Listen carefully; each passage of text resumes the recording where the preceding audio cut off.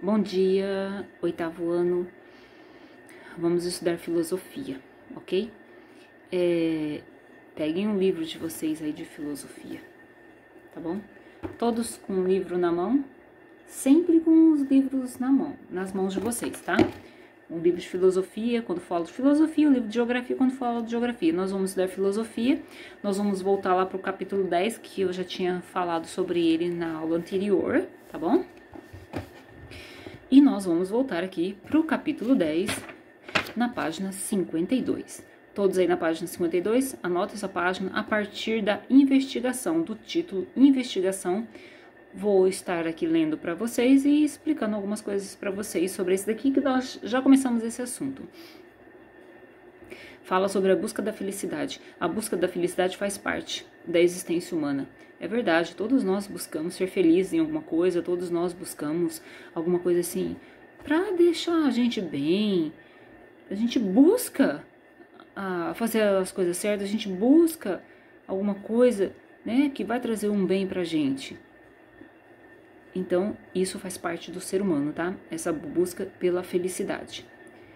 E aí Aristóteles, como está falando aqui o texto, e outros filósofos consideraram a felicidade como o fim último da vida humana, como o maior propósito da vida humana, a felicidade. E muitos foram os estudos sobre o que é a felicidade, sobre quais os caminhos para encontrá-la. Então os filósofos estudavam sobre isso, né, desde a antiguidade. Perguntas como assim, somos felizes? Ou em que consiste a felicidade? São perguntas que vêm até os dias de hoje, né? É possível refletir sobre isso. Então vamos conhecer um pouco de Aristóteles. Olha só, ele era grego, ele nasceu numa cidade chamada Estagira, no ano de 384 a.C. Ele era filho de Nicômaco. E o Nicômodo, ele era médico do rei Amintas, tá? Da Macedônia, o que posteriormente, né, favoreceu o fato de Aristóteles se tornar o professor, o mentor de Alexandre o Grande. Aos 18 anos, olha só, ele foi para Atenas e ingressou lá na escola de Platão, e ele permaneceu lá na escola sendo aluno de Platão, discípulo de Platão por 20 anos. Nesse período, ele estudou a filosofia, né? Estudou muito. Ele era discípulo de Platão, mas Aristóteles discordava de muitas coisas de Platão, tá? Sobre a questão da concepção da existência de dois mundos. Então, Platão, ele tinha uma ideia assim que existia dois mundos, o mundo das ideias e o mundo sensível, né? Defendendo a existência, e Aristóteles defendia a existência, só existe um mundo só, o mundo real, o nosso mundo, o mundo que a gente vive, né? Que eu concordo nesse ponto com Aristóteles. Então, ele era discípulo de Platão. Aristóteles discordou do seu mestre quanto à concepção da existência de dois mundos. Segundo Platão, dois mundos, sim, o mundo das ideias e o mundo sensível. E Aristóteles defendeu a existência de um só mundo, no qual os indivíduos vivem, né? O que os espanta, levando-os a filosofar. Tá aqui no texto de vocês, na página 53, tá? Conhecer esse mundo concreto da experiência humana foi o maior objetivo de Aristóteles. Conhecer o mundo concreto, aqui onde a gente vive, nós, o nosso ser, a nossa maneira de viver, o nosso contato com as pessoas, o porquê das coisas, né? Esse é o único mundo, o mundo concreto, segundo Aristóteles, tá bom? Após a morte de Platão, tá aqui no texto de vocês, Aristóteles fundou em Atenas a sua própria escola, tá? O Liceu era o nome da escola que Aristóteles fundou, tá bom? E por toda a sua vida, Aristóteles trabalhou nos campos básicos da investigação, ele sempre está investigando as coisas. E ele estudou outros campos, né? Mesmo sendo filósofo, ele estudou a lógica, a física, a política, estudou economia, estudou psicologia, metafísica, meteorologia, retórica e ética. Nossa, é incrível esse homem, né? Então ele estudou todas essas áreas. E Aristóteles, ele também aqui diz que ele defende que é da essência do homem direcionar todas as ações para uma finalidade. Mas qual seria então a finalidade última para a qual se dirige a ação humana, né? Então é uma pergunta, e diz assim, que o Aristóteles fala assim, defende que a essência do homem, a nossa essência, né, como ele está falando aqui, deixa eu achar aqui, que eu já me perdi aqui, é direcionar as nossas ações para uma finalidade. Se eu estudo é porque eu tenho uma finalidade, né? A pessoa precisa ter finalidade na vida, né? É um objetivo. Não, eu estudo porque eu quero me formar, eu quero ter uma profissão, eu quero, né, tirar um ensino médio, eu quero fazer um curso técnico, ou eu quero fazer uma faculdade, porque isso vai ajudar muito no campo do trabalho. Isso tem finalidade, certo? Então, por isso que ele fala. Então, Aristóteles, olha só, defende que é da essência do homem, é nossa, é uma coisa natural nossa direcionar as nossas ações para uma finalidade. Né? As coisas que a gente faz têm uma finalidade. Se você pratica um determinado específico esporte, é porque você tem uma finalidade, você gosta, é um esporte que te traz, né, satisfação. Então, você vai, você pratica, faz as suas aulas, né? Se é um esporte de competição, porque a sua finalidade é competir, sua finalidade é se sair bem nas competições. Tá. Vamos pensar em outra coisa, tipo assim, o ser humano, o homem, trabalha porque ele tem como finalidade o quê? Sustentar a família dele, sustentar a casa dele, pagar as contas, certo? Então, todo ser humano está em busca disso. A gente busca fazer as escolhas boas, buscamos fazer umas escolhas corretas para a gente ser feliz, né? As pessoas tentam escolher a pessoa certa para casar, imaginando que vai casar, vai ficar para sempre, que tudo vai dar certo e que vai ser muito feliz. Então, é natural nós, seres humanos, né, fazer os nossos planos, né, definir metas pra gente chegar a uma finalidade. A finalidade, realmente, para Aristóteles, maior do ser humano é a busca da felicidade. E é lógico que se eu fizer a faculdade que eu quero, se eu me formar naquilo que eu quero, eu conseguir o emprego que eu quero, nossa, eu vou estar feliz com isso, né?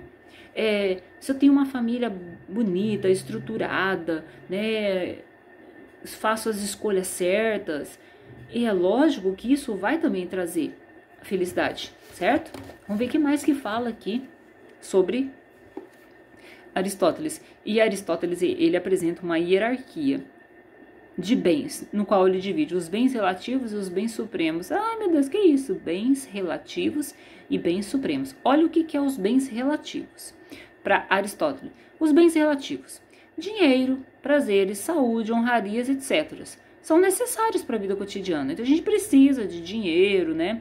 A gente precisa muito de saúde. É bom quando a gente faz coisas assim que nos dão prazer, honrarias, quando a gente é bem conceituado no meio do trabalho, que a gente trabalha, quando as pessoas, né, te elogiam. A gente precisa disso. São os bens relativos. São necessários para o nosso dia a dia. Mas esses bens relativos, ele fala aqui, Aristóteles, que eles mudam constantemente, tá? Pois as pessoas estão sempre desejando novos objetivos. Sim, a gente deseja sempre objetivos, né? Talvez não são dezenas de objetivos, mas a gente sempre tem objetivo. Durante toda a nossa vida, a gente acaba pensando, analisando, puxa vida, eu acho que eu quero fazer tal coisa, né? Você tem sempre um objetivo na sua vida, o objetivo não encerra. Depois que você estuda, você se forma, né? Tá num bom emprego. Não, você sempre tem algum outro objetivo, tá? Então, esses são os bens relativos, tá?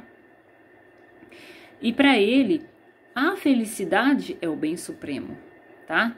E constitui o fim último da ação humana. Então, para Aristóteles, a felicidade é o bem supremo. E se a gente for pensar bem, é bem isso. Quem que quer ser infeliz? Quem que quer ficar sofrendo? Nossa, a gente quer muito esse estado de felicidade na nossa vida, dentro do nosso lar, com a nossa família, que haja bom entendimento entre os membros da nossa família, que eles saibam sentar, conversar, dialogar, né? Que haja carinho, amor e respeito. Nossa, isso traz felicidade pra gente, né? Aí aqui tem um texto de Aristóteles, né? Você sabe que naquela época eles escreviam os textos e é uma linguagem um pouco mais difícil, né? E aqui na página 53, tem aqui no segundo parágrafo, fala assim: quanto ao nome desse bem, parece haver acordo entre a maioria dos homens.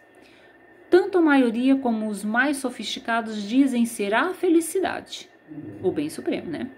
Porque supõe que ser feliz é o mesmo que viver bem e passar bem, mas você vive feliz, você passa bem, você tem saúde, você tem uma família.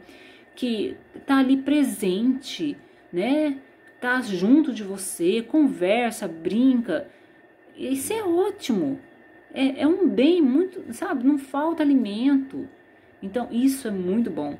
Então, ele fala que todos, né? A felicidade, ser feliz é o mesmo que viver bem e passar bem. E ele fala assim, para uns é uma daquelas coisas óbvias e manifestamente boas, como o prazer, a riqueza ou a honra. Então as pessoas às vezes veem nas riquezas, nos prazeres, nas paixões, na honra, né, a felicidade. Para uns é uma coisa, para outros é outra. Muitas vezes até para o mesmo pode ser as coisas diferentes. Para quem está doente, a felicidade seria a saúde. Para quem é pobre, a felicidade seria a riqueza, certo? Então são textos, um texto que ele está trazendo, né, aqui para a gente entender o que ele pensava sobre essa questão da felicidade. Deixa eu ver o que mais ele fala aqui de importante aqui que eu estou lendo para vocês. Alguns pensam ainda ser algo de bom em si próprio, que vai para além de muitas coisas boas, mas que é o fundamento responsável pela presença da bondade em todas elas, né? Presença da bondade em tudo que você faz é sinônimo do bem supremo, da felicidade, tá? Aí, na verdade, simplesmente completo é aquele fim que é sempre escolhido segundo si próprio e nunca como meio em vista de qualquer outro. E ele vem falando aqui sobre a felicidade. Mas evidentemente, como já dissemos, a felicidade também requer bens exteriores, pois é impossível, na melhor das hipóteses, não é fácil praticar belas ações sem os instrumentos próprios. E em muitas ações usamos amigos, riqueza e poder político como instrumentos.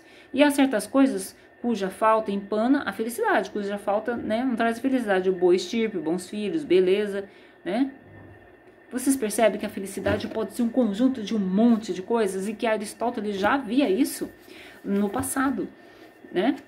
Mas ele sempre dizia que ele não via na riqueza, no poder, né? Na honra, nos prazeres, nas paixões, ele não via felicidade nisso. Aristóteles, ele via felicidade em você ser uma pessoa racional, em tudo que você faz, você fazer o bem para todas as pessoas. Lógico, para você fazer o bem para as pessoas, você precisa ter as coisas para fazer o bem para essas pessoas, tá? Mas para ele, a felicidade tinha tudo a ver com fazer o bem e saber ser uma pessoa super racional. Super não, ser uma pessoa racional em tudo que você faz, nas suas escolhas, naquilo que você fala, pensar antes e ser uma pessoa bem racional, tá? Vamos ver o que mais que ele fala. O sentido fixado por nós concorda com aqueles que dizem que a felicidade é excelência ou uma certa excelência. O sentido de felicidade é uma certa atividade em exercício de acordo com a excelência, isto é, não é pequena a diferença entre um bem supremo, que eles falam que é a felicidade, o bem supremo, que existe como mera possibilidade, um bem supremo que está efetivamente em uso, né? E termina o texto, ele termina falando assim: quem é que impedirá, pois, dizer que feliz é aquele que aciona uma atividade de acordo com a excelência completa e está suficientemente equipado com bens exteriores, não só durante o tempo ocasional, mas durante o tempo todo da vida. A gente, assim, ninguém consegue ser feliz o tempo todo da vida. Tem momentos da vida da gente que a gente vai sofrer, tem momentos da vida da gente que vão passar por certas circunstâncias, né? E assim, não é uma coisa assim que tá constante, né? A felicidade tá todo dia ali, não, né? Então a felicidade é uma coisa bem, acredito, uma coisa bem mais ampla. É uma coisa assim que você precisa usar muita razão para chegar nessa felicidade. Você precisa estar bem com as pessoas, né? Ter uma família bonita, né? Os filhos bem educados, os filhos que respeitam os pais. Isso é tão bom. Você ter saúde, né? Se você fica doente, você ter essas condições para você ir no médico, comprar remédio e melhorar. Tudo isso é bom, né? Você ter um lugar decente para morar, uma casa boa para morar, né? Tem os parentes, tem os amigos bacanas que gostam de você, que se preocupam com você. Tudo isso é muito bom, né? Então, tudo isso é sinônimo de felicidade, ok? De felicidade. Esse texto de Aristóteles, que está aqui na página 53, lógico que é um texto meio difícil de entender. Por isso que eu tô tentando interpretar mais ou menos as coisas que ele quis dizer. Porque quando você pega um texto assim de um filósofo antigo, você tem que ler esse texto umas 3, 4 vezes para entender bem a ideia dele, porque eles escrevem naquela época, aquela linguagem mais difícil, como está aqui, certo? Então, estudamos mais um pouco do capítulo 10 sobre a questão da felicidade, tá bom? E depois, próxima aula, mais assunto, tá bom? Tchau pra vocês.